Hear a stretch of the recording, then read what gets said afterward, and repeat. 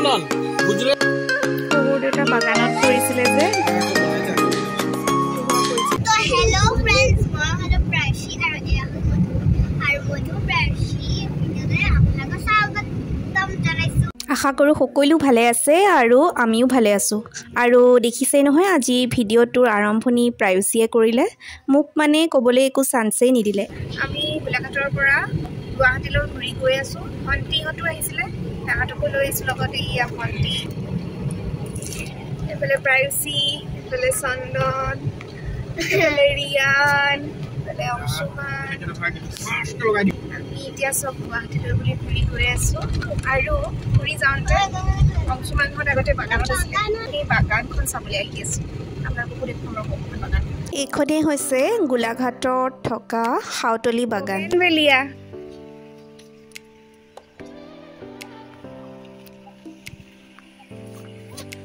শহুৰ দেউতা বাগানত কৰিছিলে যে। আৰু এইটোৱে হ'ল বাংলো, য'ত অংশুমানে তাৰ সৰু কালচোৱা পাৰ কৰিছে। ঘৰটো বাহিৰৰ পৰা চায়েই আমি ওলাই আহিলোঁ, যিহেতু তাত এতিয়া বেলেগ মানুহ আছে।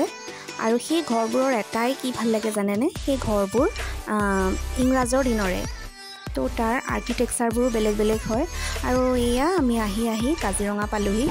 কাজিৰঙাৰ ৰাস্তাবোৰ ইমান ধুনীয়া হৈ আছে, আৰু তাৰ আশে পাশে থকা গছবোৰ য'ত ইমান ধুনীয়া ধুনীয়া ফুল ফুলি আছে।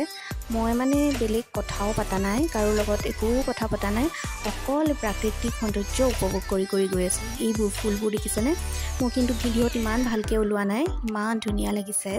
মই কেইখনমান ফটো ইয়াতে লগাই দিছোঁ, চাবচোন আপোনালোকে। কাজিৰঙাখন এতিয়া এনেকুৱাই হৈ আছে জানেনে। এয়া আহি আহি কাজিৰঙা পালোহি।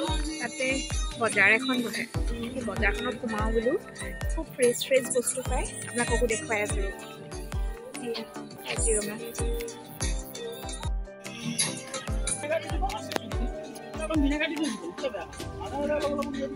ভাত কেৰেলাকেইটা কেনেকুৱা ধুনীয়া। দাম কিমান আছে?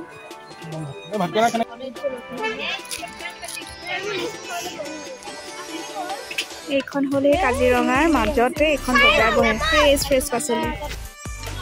এই চন্দন গুজৰে কিমান কিমান?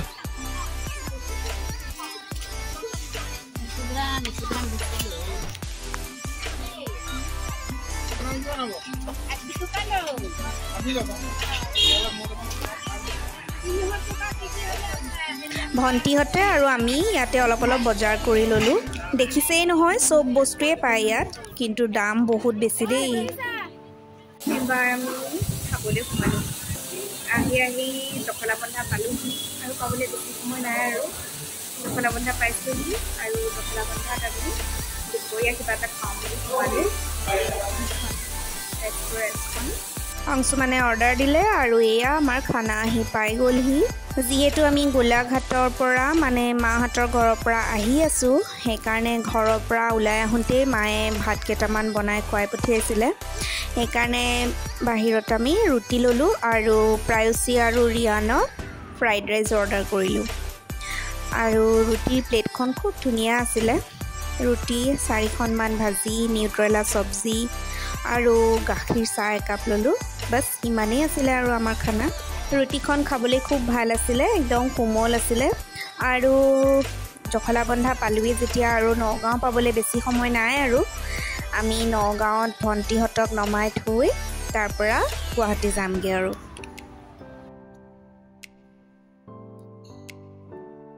আহি আহি এয়া নগাঁও পালোঁহি।